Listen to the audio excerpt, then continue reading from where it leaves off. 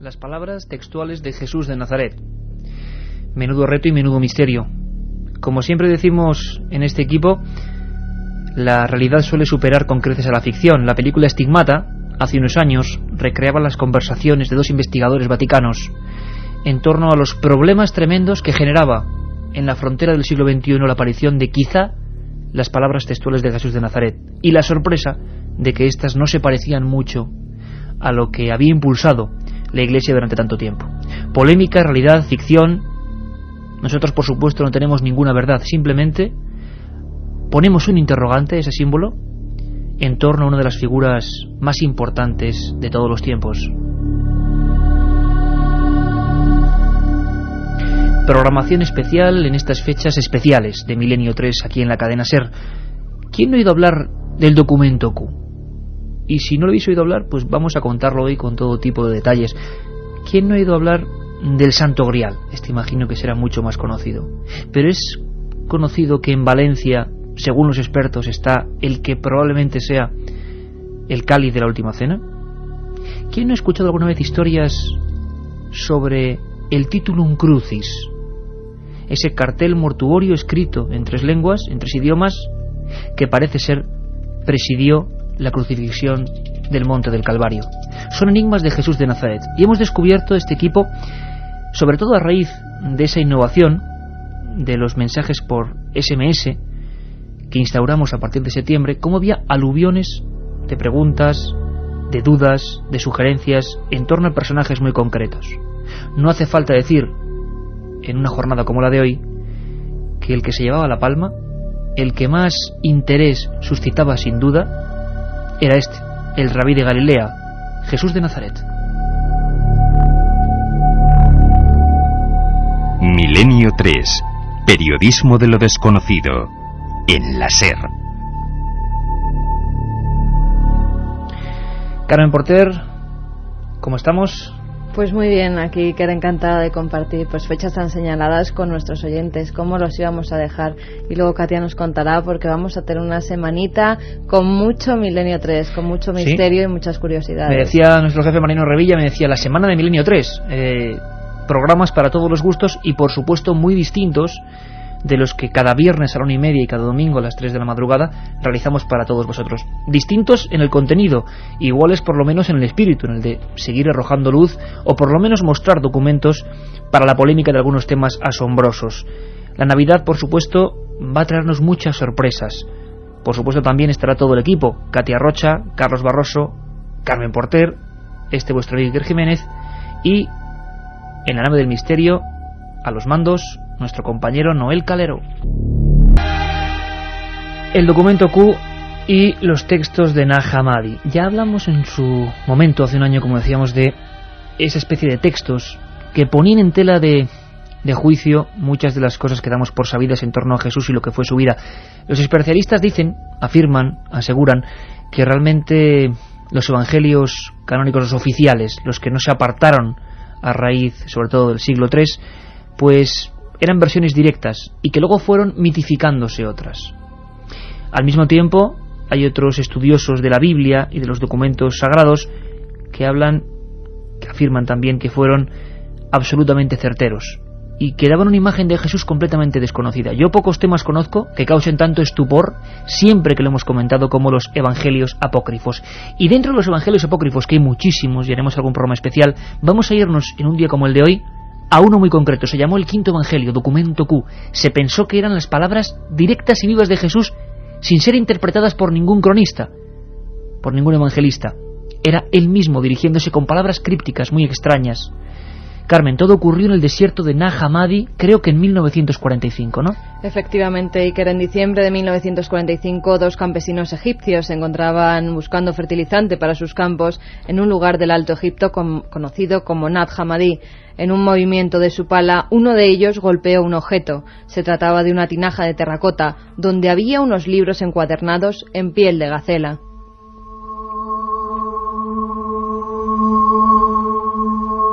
Fue un descubrimiento extraordinario, Iker, porque se trataba de escrituras cristianas en copto que resultarían muy relevantes para esclarecer los orígenes del cristianismo y de las enseñanzas de Jesús. hubo sectas, grupos escindidos, personas que oraban en las cuevas, y en esas cuevas, en esos desiertos preñados de misterio, se encontraron hace muy poco tiempo. Si miramos la historia, eso es apenas la siguiente manzana en el pasado. Año 45. Unos campesinos y unos documentos. Escuchadme atentamente y he de decir que pedimos disculpas si alguien puede sentirse herido. Son los documentos que se han publicado en cientos de trabajos universitarios. Ahí están, para la polémica, para que los discutamos. Y yo comprendo que en un día como hoy puedan resultar incluso ofensivos para mucha gente. Pero es lo que ponía en esos datos, que para muchos especialistas son las únicas palabras dichas realmente por Jesús, sin filtraciones previas. Carlos Barroso nos comenta cómo empezaban esos rollos de Nag Hammadi. Quien encuentre el sentido de estas palabras no conocerá la muerte. Reconoce lo que tienes ante tu vista y se te manifestará lo que te está oculto, pues nada hay escondido que no llegue a ser manifiesto. Si ayunáis, os engendraréis pecados, y si hacéis oración, se os condenará, y si dais limosnas, haréis mal a vuestros espíritus. Quizá piensan los hombres que he venido a traer paz al mundo, y no saben que he venido a traer disensiones sobre la tierra, fuego, espada, guerra.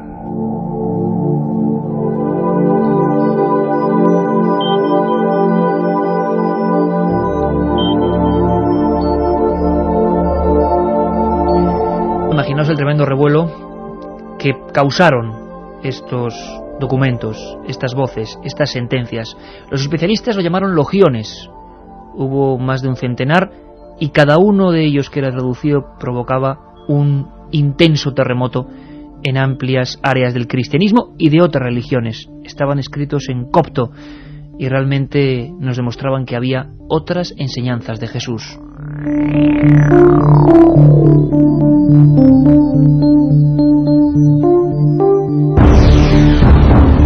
Para aproximarnos un poco más a estos documentos tan cruciales, al parecer, como los de Nag Hammadi, tenemos a nuestro compañero de este equipo, el que siempre nos revela la otra historia, la historia perdida. Se titulan sus dos libros de magnífico éxito, La historia perdida 1 y La historia perdida 2, del Archivo del Misterio, de Daf, y habla, intuye, nos comenta cosas que realmente tienen mucho que ver con este puzzle extraño encontrado en el desierto egipcio en el año 45. Él, por supuesto, es Nacho Ares, director de la prestigiosa revista de arqueología. Nacho Ares, amigo, ¿cómo estás? ¿Qué tal? Muy bien, ¿cómo estáis? Nacho, documentos de Nag Hammadi, ¿nos revelan o nos muestran a otro Jesús de Nazaret al que no conocíamos?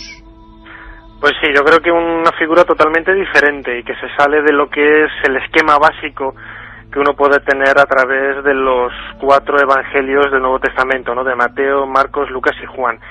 Y sobre todo porque es en resumidas cuentas, lo que persigue la secta cristiana de los gnósticos, que es un grupo religioso, es quizás también totalmente diferente a lo que perseguían otras sectas similares en la época, y que por eso precisamente los gnósticos en su momento fueron perseguidos, ¿no? Que eran, el gnosticismo podríamos traducirlo como conocimiento, y ellos precisamente alcanzaban esa espiritualidad, ese máximo de la espiritualidad a través del conocimiento. Y como hemos podido escuchar en la entradilla, ahora leída por Carlos Barroso, en algunos de estos pasajes encontrados en 1945 en las lomas de Nag Hammadi, en el Egipto Medio, pues podemos encontrar citas y argumentos que nos hablan de una serie de personajes que seguían a un Jesús de Nazaret totalmente diferente, como decía antes, a ese Jesús tan piadoso, tan benévolo y mucho más pragmático que podemos encontrar en el Nuevo Testamento.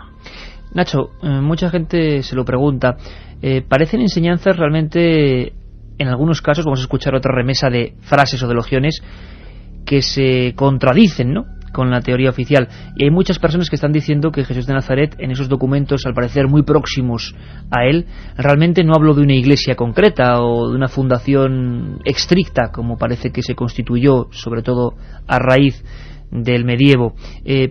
Siguen siendo polémicos, siguen motivando entre los arqueólogos, especialistas, paleógrafos, que son los que investigan las antiguas escrituras, siguen siendo polémicos, están la gente más a favor de ellos, siguen estando un poquito prohibidos en los círculos más ortodoxos. ¿Cómo es actualmente la situación de los documentos de Nag Hammadi? Hombre, los documentos de Nag Hammadi, como cualquier fuente que proviene de la antigüedad y que nos proporciona información sobre, en este caso, lo que existió en el Oriente Próximo hace 2000 años, pues es de un valor incalculable, y siempre desde un punto de vista científico, alejándonos de lo que son las ideas religiosas, morales, etcétera, ¿no? Que es precisamente lo que se tiene que hacer con este tipo de documentos, verlo un poco con una mentalidad abierta y, bueno, ceñirse un poco a lo que nos cuentan los textos. Pero sí que es cierto que no solamente los textos de Nag Hammadi, sino otros textos religiosos relacionados con los orígenes del cristianismo, pues se salen totalmente de lo que es la imagen del Jesús que nosotros conocemos, y sobre todo de la imagen del cristianismo que nosotros tenemos a través del Antiguo y del Nuevo Testamento.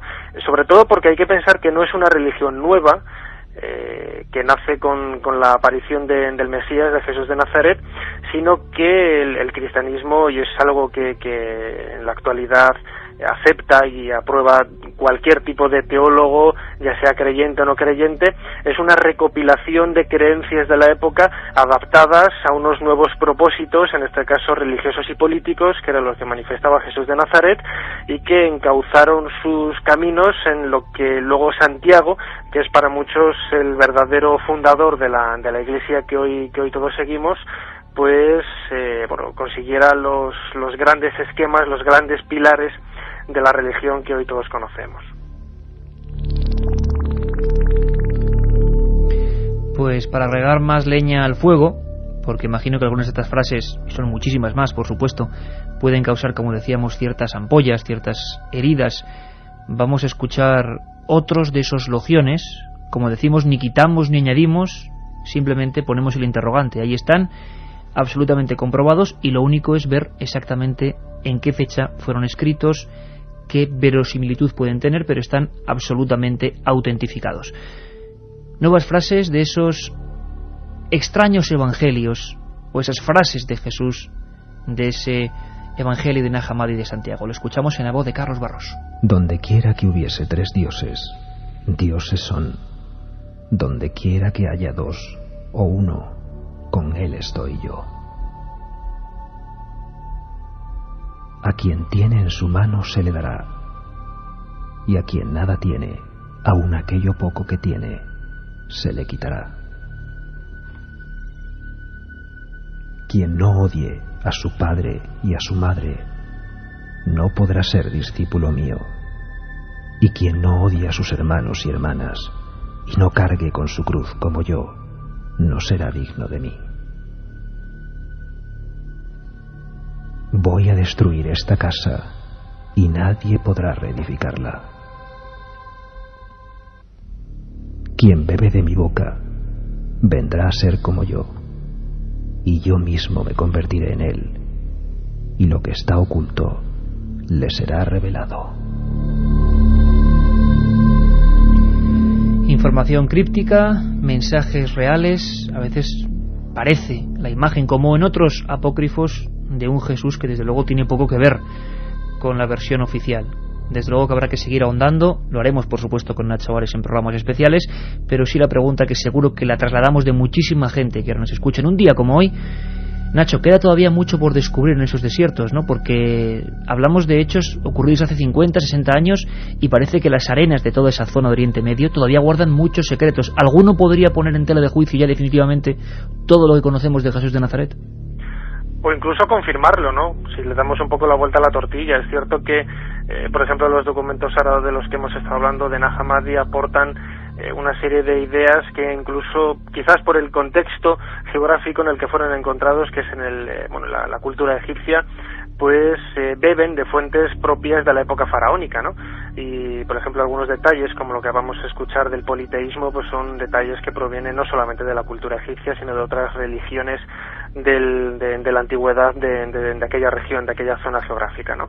Pero bien es cierto que los desiertos todavía albergan infinidad de lugares que están por excavar, que están todavía por investigar, y que en muchos de ellos pudieron haber vivido comunidades, sectas, como los que conocemos ahora los gnósticos en Nag Hammadi, o quizás otras sectas similares a las del Qumran, etcétera, que pueden aportar información valiosísima para conocer un poco más, no en definitiva lo que sería la verdadera imagen de Jesús de Nazaret, sino un poco el contexto histórico y religioso en el que nació nuestra religión.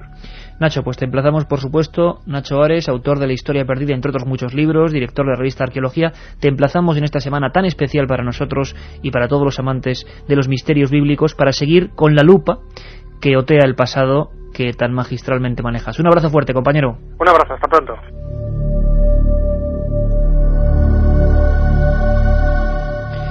Carmen, ¿y del Grial? ¿Cuánto nos han preguntado del Grial? Hay que decir que haremos programas especiales de cada una de estas cosas, pero hoy había que dar una pincelada, ¿no? Pues sí, porque las peticiones son muchas y muy variadas, pero sobre el Santo Grial pues nos llegaron muchas cuestiones, muchas dudas. Hay gente que nos preguntaba si era cierto que se encontraba en Valencia, que lo teníamos aquí en España, que habían oído que también por el resto del mundo hay otros santos griales. ¿Cuál era el verdadero? Pero el de la Catedral de Valencia pues es uno muy especial, y al parecer, si ese fuera el Santo Grial, sería el auténtico. Si quieres te cuento un poco la historia de esta copa. ¿Te parece que antes escuchemos cómo revivía ese momento? Para que, bueno, todo el mundo sabe lo que es el Grial, ¿no? Aunque algunos piensan que el Grial era un linaje de Cristo. Bueno, de eso hablaremos también. La película que quizá más fama ha tenido, de todas las que se han hecho de Jesús de Nazaret, se llamaba Rey de Reyes. Mira, Carmen, vamos a escuchar todos muy atentamente. Bendito seas, Dios y Señor nuestro, Rey del universo, que creaste la vid y el vino.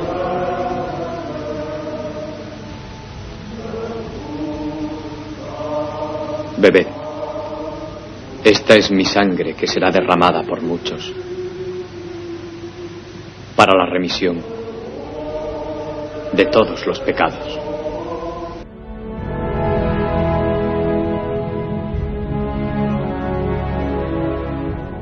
Esa copa, posiblemente pobre en aquel lugar, que ha motivado todo tipo de persecuciones, de investigaciones, de cruzadas. Una copa que para muchos ha revuelto los cimientos del mundo, y que otros muchos aseguran que está en un lugar muy concreto. El Grial, la copa en la que según la tradición bebieron de ella Jesús y sus discípulos, no estuvo siempre en la Catedral de Valencia. Desde su llegada a España estuvo en lugares como el monasterio ostense de San Juan de la Peña. Se calcula que fue labrada en un taller de Palestina o Egipto entre el siglo IV a.C. y el I de la era cristiana. La primera referencia al Grial en la tradición cristiana se debe a Antonio de Piacenza y data del siglo VI. Habla de un recipiente de ónice. Parece ser que San Pedro transportó el Santo Cáliz desde Jerusalén hasta Roma. Desde ese momento sufrió diferentes idas y venidas. Acabó en Huesca, donde permaneció durante la invasión musulmana. En el año 1399 fue trasladado a Zaragoza a petición del rey de Aragón, Martín el Humano. Y durante el reinado de Alfonso el Magnánimo, por ejemplo, el Santo Cáliz fue trasladado ya a Valencia. Aquí se quedará definitivamente desde el 18 de marzo de 1437, el cáliz en que Jesucristo consagró la sangre el jueves de la cena. El primer estudio científico del Santo Cáliz lo realizó el catedrático Antonio Beltrán en el año 1960 y llegó a la conclusión entonces de que el cáliz que se conserva en nuestra ciudad corresponde a una piedra de Oriente Medio tallada en un taller oriental y que es de la época de Jesucristo.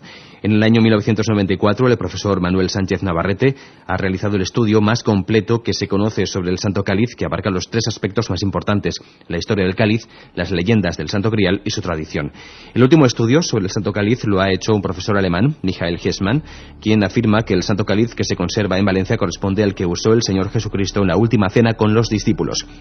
La verdad es que la arqueología no ha puesto nunca objeción a la autenticidad del cáliz. De hecho, quizá lo menos importante sea demostrar si es un auténtico, ya que lo que sí está claro es que ha sido y sigue siendo signo y figura de la institución de la Eucaristía. Para formarnos una imagen del Santo Grial os contamos que está formado por la copa en sí, el pie y una estructura de oro con dos asas que los une. Mide 17 centímetros de altura y la copa está constituida por ágata de color rojo oscuro. Debajo de la copa están la vara con su nudo y asas de oro, el pie de concha reforzado con armadura también de oro, adornada con 2 rubíes, 2 esmeraldas y 26 perlas. Estos adornos se supone que fueron superpuestos en los siglos XIII y XIV, y actualmente esta obra se puede contemplar en la Catedral de Valencia, en la llamada Capilla del Santo Cáliz, junto a otros objetos de significación histórica. Un programa que se sumerge en el otro lado de la realidad. Milenio 3, con Iker Jiménez y todo su equipo en la SER. Y a Levante que nos vamos para saludar, como decíamos antes, a Jorge Manuel Rodríguez, vicepresidente del CES, o lo que es lo mismo, Centro Español de Sindonología, que se ocupa, y bien que se ocupa, investigando seriamente de todos estos enigmas. Jorge Manuel, ¿cómo estás, compañero? Pues muy bien, estupendamente. Estaba escuchando. Escuchando, realmente el Grial, que imagino, ya nos contarás, ha provocado, yo no sé, imagino que mucha sangre y mucha curiosidad al mismo tiempo, ¿no? ¿Puede estar en Valencia? Vamos a ver, yo estaba escuchando y me he dado cuenta de que no se pueden confundir las cosas. Vamos a ver, una cosa es, dijéramos, el objeto histórico, arqueológico, utilizado por Jesús en la última cena, que eso, pues, es un objeto concreto, es decir, tenía que ser una copa para el vino. Y otra cosa es lo que en torno a esa copa, a ese objeto, se puede haber desarrollado en los últimos siglos. Hoy día lo que piensan los estudiosos y los historiadores y arqueólogos es que efectivamente la copa que tenemos nosotros en Valencia, como se ha dicho muy bien, estuvo durante la época de la invasión musulmana en los Pirineos, en distintos lugares. Estuvo en unos lugares muy próximos precisamente a donde pasaba el Camino de Santiago. ¿Por qué son conocidas en todo el mundo las leyendas sobre el Santo Grial? Pues sencillamente porque eran una de las historias que se contaban a los peregrinos. ¿Por qué en Alemania nos encontramos con autores como Wolfgang von Eisenbach que recoge las leyendas del Grial? Pues muy sencillo, porque esas leyendas estaban circulando por toda Europa. Lo que pasa es que las leyendas eran leyendas y hablaban de ese objeto, pero lo adornaban con una serie de elementos que hacían que fueran interesantes. Eran leyendas de trovadores y entonces en torno a eso pues se crea toda una mitología y bueno, pues un montón de aditamentos, de ornatos, que igual que le ha ocurrido a la propia copa, que ha sido añadida pues con una serie de cosas que la embellecen, de oro, piedras preciosas, etcétera, pues igual ha pasado con la historia. Es decir, una cosa es el objeto de Jesús, que efectivamente puede ser el que está en la Catedral de Valencia, y otra cosa es que en torno a él haya habido una serie de leyendas que nos hablen de el Grial como un mito. Claro, pero es que en las leyendas, efectivamente, el Grial pues puede ser más cosas. Algunos pues piensan que, por ejemplo, pues hay una serie de influencias celtas, el caldero mágico, no sé dónde. Bueno, pues todo eso se va incorporando a lo que es lo que cantan los trovadores, y entonces se hace todo un mundo alrededor de este objeto. Pero ya digo, desde el punto de vista de ¿puede ser el cáliz de la última cena el que está en Valencia? Pues eso, como se ha dicho también, no hay grandes objeciones. Otra cosa es que en torno a esto pues esté el rey Arturo y tal, todo eso, claro, evidentemente pues no es más que una leyenda, es un adorno. Y sin embargo, Jorge Manuel, como tú bien dices, esas leyendas recorrieron todas partes y se le ha ido dotando a ese objeto, que en un principio sería eso, una copa, como tú bien decías, de un sinfín incluso de poderes, de asociaciones o sociedades secretas que lo perseguían. ¿Por qué fue creciendo esto? ¿Desde cuándo empezó a crecer para convertirse en una de las grandes reliquias? Bueno, vamos a ver. Vamos a ver. El objeto como tal, si efectivamente conservamos la copa de la última cena, eso es una grande reliquia, porque se considera incluso reliquia de la pasión, desde el punto de vista religioso.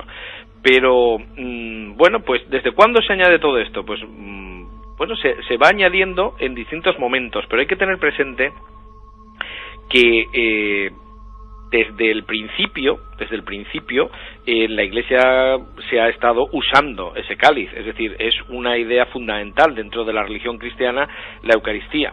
Entonces, ¿esos poderes qué son? Bueno, pues no son más que una forma poética de contar algo que se quiere decir. Si uno se lee, pues cosa que se hace pocas veces, si uno se lee las leyendas medievales, concretamente hay dos versiones, una de Chrétien de Troyes, que es la versión francesa, que tiene muchos más elementos celtas, y luego la que he citado de Eichenbach, que es la versión alemana, resulta que lo que está diciendo, pues simplemente es una forma, ya digo, poética, o si se quiere un poco misteriosa y tal, pero decir algo que es simplemente una realidad desde el punto de vista religioso. Hay que tener en cuenta que, por ejemplo, lo que se dice del cáliz o del santo grial mitológico, supone, es que da la inmortalidad. Pero la inmortalidad. Claro, pero eso es exactamente lo que dice Jesús: el que come mi carne y bebe mi sangre tendrá vida eterna. Es decir, que no tiene nada de particular. Eso es una forma, claro, luego la leyenda le da más vueltas y tal, y dice que hay unos poderes, pero lo que está hablando, cuando se lee la versión, literalmente lo que dice es que cuando llegan los caballeros en busca del santo grial, ven a un hombre, concretamente la versión alemana es lo que dice, ve un hombre que está celebrando una misa y tiene las llagas de Cristo, y entonces la forma se convierte en un niño y tal. O sea, están en un momento en que todavía no se había definido, por ejemplo, el dogma de la transustanciación, lo que están queriendo reforzar a una manera, pues, poética, religiosa, y también con esos aditamentos, por lo que están hablando es que lo que tiene el cáliz de importante es la Eucaristía. Es decir, que se puede interpretar de muchas maneras, por supuesto, pero que indudablemente lo que hay en la base de todo es un concepto religioso, que era lo que estaba también impregnando toda la ideología de la Edad Media. Jorge, y una cosa importante, a nivel arqueológico, nos pregunta mucha gente, ¿existe competencia? Es decir, ¿hay otros lugares con otros griales? ¿Otros sitios donde también dicen es el nuestro, el auténtico? No, eso me alegra mucho decirlo. Es que pasa como siempre. Con las reliquias hay lo que dicen los historiadores y luego lo que piensa la gente. Por ejemplo, yo hace muy poco estuve en San Juan de la Peña haciendo el Camino del Santo Grial, que es un sitio súper interesante, la verdad. Y entonces, en San Juan de la Peña, el guía, pues con toda la paz del mundo, dice, bueno, ya saben ustedes que el cáliz de Valencia puede ser arqueológicamente, pero ya se sabe que hay muchos. Y entonces yo le pregunté, ¿me quiere decir usted por favor dos? Dice, sí, en España hay muchos. Y entonces me dijo, por ejemplo, el Santo Grial gallego. Digo, hombre, el Santo Grial gallego es una cosa que no tiene nada que ver, es un milagro eucarístico del siglo XI que jamás en la vida se ha pretendido que sea el cáliz de la última cena. Lo que pasa es que grial es una palabra española, curiosamente, que dice el arcipreste de Hita, Cervantes y otros autores de la Edad Media, y que es el único idioma donde la palabra grial significa algo concreto, que es copa para el vino. Esa palabra ha pasado a los otros idiomas como santo grial, porque, y eso es lo que piensan los críticos que hacen la crítica literaria de estas leyendas, ha pasado porque ha pasado con la leyenda de origen español. Incluso la versión alemana, la de Eichenbach, sobre el Parsifal, dice que está en los Pirineos, justo donde estaba en esa época. Entonces, cuando te dicen, hombre, hay otros sitios, bueno, pues el otro sitio que me dijo era Oviedo, y yo que me conozco muy bien el relicario de la Catedral de Oviedo puedo decir que no es verdad. O sea, no ocurre, Jorge Manuel, como con las sábanas santas, que al menos copias o gente que intentó imitarla sí que tenemos en toda la geografía, ¿no? Claro, nosotros tenemos 90 catalogadas. Pero todas, absolutamente todas, dicen copiada del original que está en Turín, copiada del original que está en Chambéry, copiada... Es decir, eso, en contra de lo que la gente piense, la Iglesia siempre ha tenido mucho cuidado en distinguir lo original de las copias. En el caso del Santo Cáliz, lo que hay es atribuciones populares, pero cuando uno se va al archivo, que es lo que tiene que hacer, cuando uno se va al archivo del sitio correspondiente, le dicen, no, esto es un regalo de Carlomagno. Pues muy bien, ya se sabe que no es el cáliz de la última cena. Se decía, no, hay un cáliz que puede ser el de Antioquía, que está en el Museo Británico. Bueno, el cáliz de Antioquía es de plata y tiene la cara de Jesús y de los 12 apóstoles alrededor. O sea, eso es absurdo. Entonces, es una bobada pensar que Jesús utilizará una copa con su cara y con los de alrededor. O sea, sí, desde luego sería. Pero claro, la gente que dice esto no ha visto nunca de lo que está hablando. Entonces, hay que tener un poco de cuidado. Por ejemplo, una cosa muy interesante que sí está en el Museo Británico son copas de factura exactamente igual, son vasos murrinos que están datados en el año 50 después de Cristo, que son idénticos al que tenemos nosotros en Valencia, y sobre los que evidentemente nunca se ha dicho que sean el cáliz de la última cena, como sí se ha dicho siempre de este. Ahí está el misterio. En Valencia, una pieza que desde luego hay que dedicarle mucha más extensión, pero al menos para que todos tuvierais una pincelada concreta de lo que aquí al ladito, en Levante, pues tenemos una auténtica joya sobre la que habrá que seguir indagando. Muchas gracias, Jorge Manuel, por estar con nosotros, vicepresidente del Centro Español de Sindronología, y seguiremos indagando, te lo aseguro, muy de cerca este tipo de reliquias.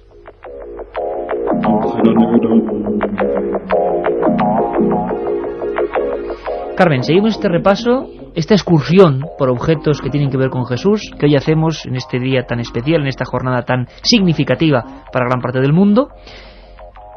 Titulus Crucis o Titulum Crucis, otro gran misterio, y este me da a mí la impresión mucho menos conocido, ¿verdad? Pues yo creo que sí, aunque en un principio a todos nos suele esa inscripción INRI, porque a todos nos sonará de verla en cementerios, de verla en crucifijos, muy pocos, y yo era la primera que desconocía de qué se trataba, qué era ese INRI y por qué se ponía debajo de las sepulturas o en las sepulturas. Y resulta curioso, Iker, porque si quieres damos lo que significa primero ese INRI, Iesus Nazarenus Rex Judaeorum. Sí, Jesús el Nazareno, rey de los judíos, ¿no? Efectivamente, Iker. Pero Pues, lo que muy poca gente sabe es que está escrito en los diferentes idiomas. La gente, claro, simplificaba el INRI, ¿no? Sí, porque si no decir toda esa frase y en 3 idiomas diferentes sería complicado. Para que se hagan una idea los oyentes, se trata de un tablón de madera que el reo tenía que llevar colgado al cuello. En él estaba grabado el motivo por el que iba a ser condenado. Después ese madero se colocaba en el palo vertical de la cruz donde iba a ser crucificado, y una vez ya muerto ese preso, pues se le bajaba junto con el madero y se enterraba con él. El título Crucis, tú hiciste además un reportaje sobre él y nos habló mucho y muy bien de ello el padre Guijarro.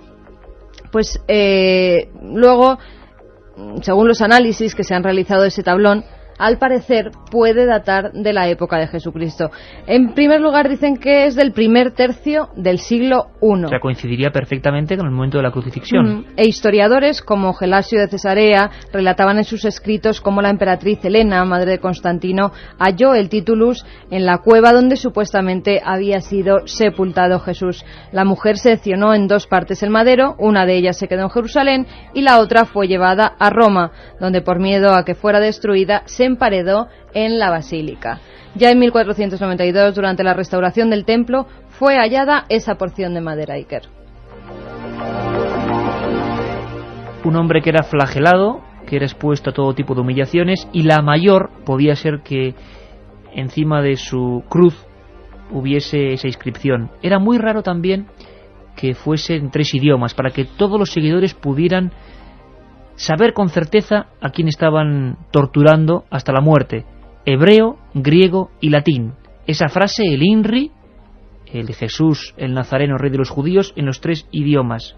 Y una investigación apasionante sobre ese tablón que se cerró en su día, en el año 331, ese tablón que se conserva en la Basílica de Roma, en la Santa Croce en Jerusalén. Una de las reliquias menos conocidas, más sombrías, y que sin embargo pudo ser testigo de ese momento histórico en el año 33 de nuestra era. Una foto aquí en el estudio 1 de la cadena SER, siempre en penumbra, pero hoy con una sensación muy curiosa, porque esto no es terrorífico ni mucho menos, sí es curioso, es arqueología, pero también es fe para mucha gente. Es un tablón muy roído, lógico, fue encontrado allá entre los siglos 3 y 4 de nuestra era, según cuenta la tradición, por Helena, en un lugar donde se dejaban las cruces, las sogas, los objetos macabros de los ajustizamientos mortuorios.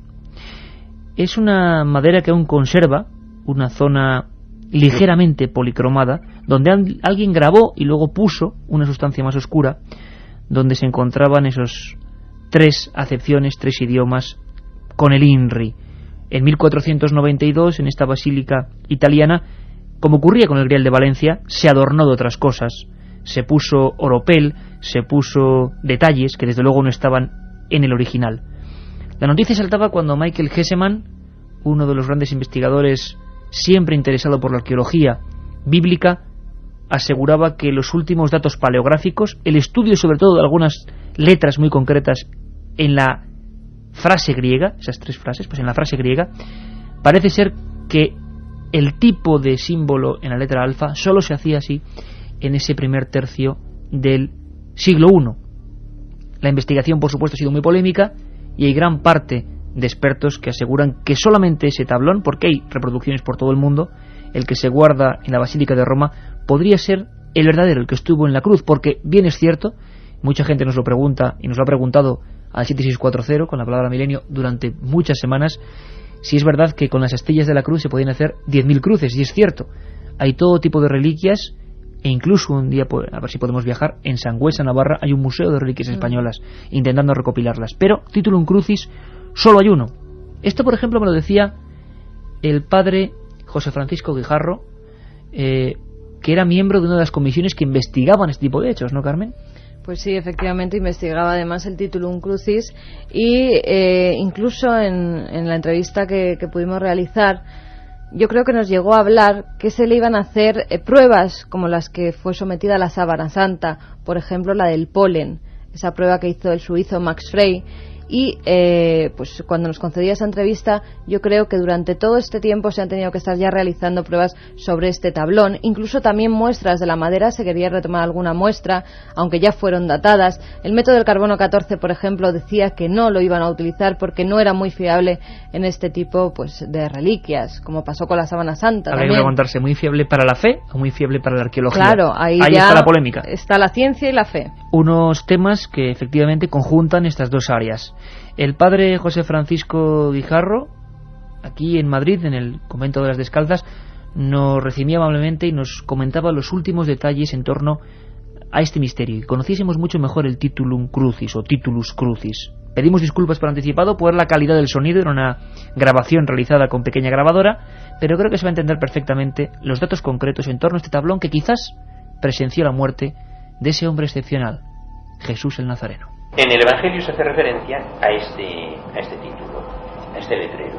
En los 4 Evangelios se habla, y el que habla con más detalle es el Evangelio de San Juan, porque San Juan fue testigo presencial de la crucifixión. Él dice que le estaba al pie de la cruz. San Mateo no, y San Marcos y San Lucas eran discípulos que se incorporan a la Iglesia después de la resurrección. Entonces, tanto San Marcos como San Lucas hacen referencia, se nota, a que escriben el Evangelio a partir de otros escritos previos que existían, que no han llegado hasta nosotros.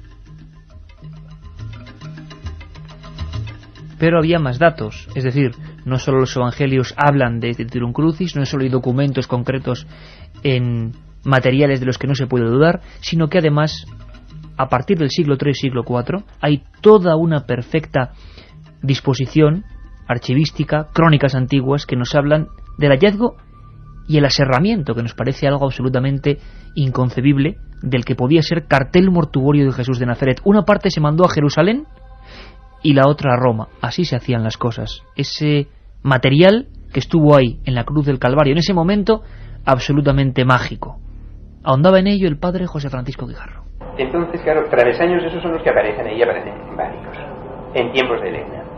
Entonces, Elena, el travesaño que identifica, según esta leyenda, como de la curación del enfermo y como de la cruz de Cristo, lo manda a cerrar para dejar la mitad en Jerusalén, en la basílica que se iba a construir, y la otra mitad llevársela a Roma.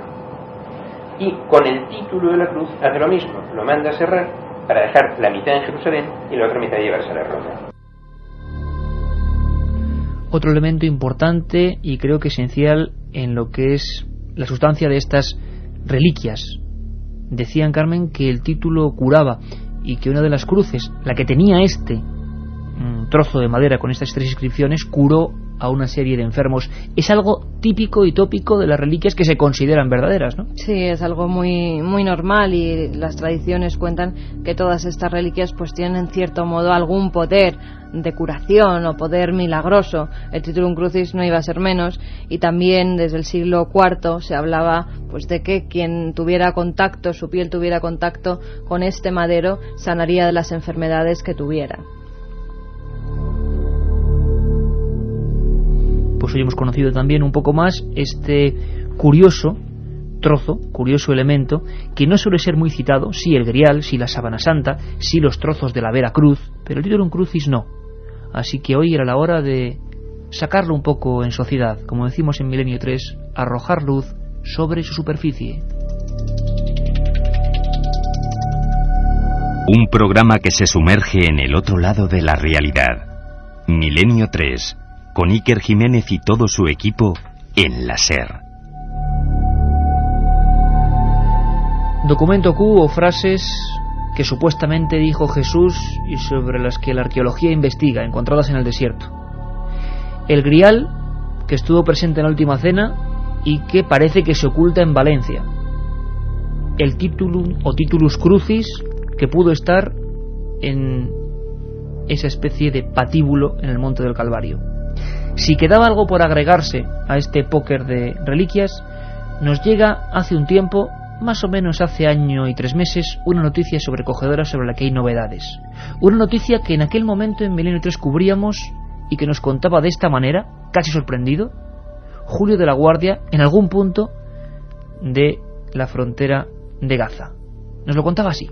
Hace más o menos 2 semanas un arqueólogo francés se encontró de casualidad en esa tienda que decíais de un coleccionista israelí un osario en el cual encontró una inscripción que, como tú decías, describe a Santiago o Jacobo como el hijo de José y a su vez el hermano de Jesús, lo cual pues de alguna forma legitima lo que dicen los evangelios apócrifos en detrimento de los canónicos.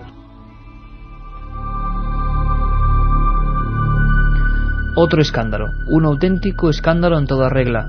Daba igual que estuviéramos en pleno año 2002 en aquel momento, porque otra inscripción en esa pequeña urna, hablando de hermanos de Jesús, volvía a saltar todas las alarmas. Siempre parece que hay un momento en el que algo que tiene relación a este hombre, y más una especie de sacrilegio como podía ser hablar de un hermano de carne y hueso en aquella época, provocó un sinfín de noticias. Parece que ha habido novedades y nos la cuenta desde esa zona Patricia Salas. Apenas mide unos 50 centímetros de largo, pero ha causado un auténtico terremoto religioso y cultural. Esta urna, un osario de la época contemporánea de Jesús, es desde hace un año objeto de estudio por expertos de todo el mundo. El motivo, una inscripción reveladora: Santiago, hijo de José, hermano de Jesús. De ser auténtica, sería el objeto más antiguo donde se menciona la existencia histórica de Jesús. Para la Autoridad de Antigüedades israelí, la inscripción es falsa, y así lo hizo saber el pasado 19 de junio. Tras someter la urna a estudios de carbono 14, determinó la autenticidad de la caja mortuoria, pero identificó la ausencia de una especie de barniz que se genera con el paso de los años y que debería estar también en la zona del texto. Sin embargo, científicos de todo el mundo, reunidos hace unas semanas en Estados Unidos, consideran prematura la afirmación de Israel. Creen que se debe estudiar más minuciosamente la caja antes de hablar de su autenticidad. Hay demasiadas cosas en juego: religión, política y dinero. Para el coleccionista propietario del osario, este objeto puede significar el negocio de su vida. Ya tasado en $2 millones la urna. Y dimes y diretes, y al final lo que nos llega a nosotros, por ejemplo, como periodistas, es que todo lo que hubiera tocado Jesús de Nazaret, todo lo que sea referirse a él, provoca en todo el mundo una atención muy especial. Qué curioso, Carmen, que sale la noticia de esa urna, una urna que, fijaos lo que implica: José, hermano de Jesús. Bueno, toda otra historia que avalan los evangelios apócrifos. Esos evangelios apócrifos que, lo repito de nuevo, haremos un programa, pero que fueron apartados en el siglo III, mediante la ley de un concilio se obliga a respetar lo que sí se considera inspiración divina y sagrada y lo que no, y quedan libros que eran 10 veces más extensos que lo que se consideró la crónica de los evangelios, algunos incluso más cercanos a la vida de Jesús que las propias crónicas. ¿Por qué se hizo esta separación? ¿Qué contenían esos libros? ¿Por qué algunos hallazgos arqueológicos parece que hacen referencia a esos documentos secretos? ¿Acaso había algo que ocultar? ¿Acaso había algo que temer? ¿Acaso la historia primigenia de ese siglo I no es como nos contaron después? De todas formas, Carmen, y tú lo conoces bien porque eres autora de ese libro sobre la sábana santa, fotografía de Cristo, ¿no es muy curioso que salga una urna, la noticia se desmienta rápidamente y ahora, un año y pico después, con mucha menos atención, sepamos por los investigadores que todavía queda mucha tela que cortar? ¿Por qué enseguida la negación de estos fenómenos, cuando tienen que ver con Jesús o con la ciencia o la arqueología, sufren un rápido descrédito y se comentan en todo el mundo? Es que me recuerda a la famosa historia del carbono 14 y la sábana santa. Muy poca gente sabe, Carmen, porque hicimos el programa hace mucho tiempo, que quienes hicieron el informe del carbono 14 que decían que la sábana santa era fraudulenta o medieval, luego se retractaron aunque sea un poco, y eso no se comentó. ¿Pasará aquí lo mismo? Pues en eso, Iker, tenemos mucha culpa los medios de comunicación, porque sí es cierto que se dan esos desmentidos a nivel mundial, como ha pasado con la Sábana Santa, cuando lo del carbono 14, cuando se hicieron las pruebas del carbono 14 por 3 laboratorios diferentes y dijeron que databa de una época medieval, que la tela era medieval, por lo tanto la figura que hay plasmada en ella no puede ser Jesucristo. En este caso volvemos a lo mismo. Después de varios análisis se da la noticia de que esta urna es falsa, pero cuando se dice que no, que puede ser verdadera, eso muy poca gente lo comenta. ¿Por qué se quieren ocultar esos datos? ¿Por qué la Iglesia no mueve a nivel internacional los nuevos datos en torno a estas reliquias, a estos enigmas arqueológicos? ¿Qué se quiere ocultar? ¿Otra historia de Jesús que no nos han contado, que no les interesa?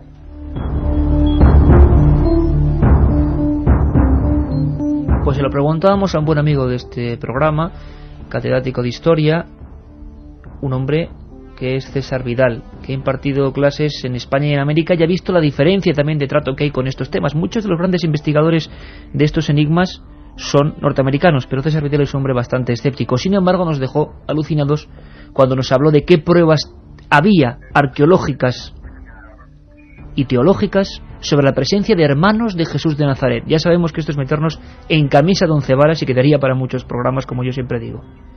César Vidal, y la pregunta en el aire: ¿hermanos de Jesús? Sin descartar, porque en fin es una hipótesis posible, que efectivamente la urna, el osario, tenga algo que ver con Santiago o Jacobo, el hermano de Jesús, pues tampoco tenemos una certeza absoluta, ¿no? Yo quisiera además destacar otra cosa, es decir, aparte de que esto no es seguro, es decir, es posible, pero dista mucho de ser seguro. Santiago aparece como hermano de Jesús en el capítulo 13 del Evangelio de Mateo y en el capítulo 6 del Evangelio de Marcos. Se hace una referencia a él en el capítulo 15 de la primera carta a los Corintios como uno de los personajes que eran incrédulos, pero que en un momento determinado vieron a ese Jesús resucitado y cambiaron radicalmente de opinión acerca de ese cristianismo incipiente. Pablo lo vuelve a citar en Gálatas como uno de los personajes que dirigía la iglesia de Jerusalén, la iglesia judeocristiana de Jerusalén. Vuelve a aparecer en los Hechos de los Apóstoles en esa situación. Es decir, los datos que aparecen en el Nuevo Testamento, donde incluso uno de los libros del Nuevo Testamento está escrito por él, que es la Epístola o la Carta de Santiago, son muy abundantes. Pues ahí estaba don César Vidal y ahí estaba este pequeño recorrido de 1 hora intensa en un momento muy concreto sobre otras cosas que no se cuentan de Jesús. Documento Q, Santo Grial, Titulus Crucis. Domingo 28 de 10 a 11 de la noche también, curiosidades de la Navidad, y miércoles 31 de 3 a 4 de la tarde y de 10 a 11 de la noche un resumen de lo mejor de lo que llevamos de temporada. Programas muy especiales para todos vosotros que sois especiales en estas fechas, desde luego fuera de lo común. Indagaremos mucho más, profundizaremos en los temas y eso seguro que va a ser un recorrido con otra mirada sobre los misterios y enigmas de la Navidad.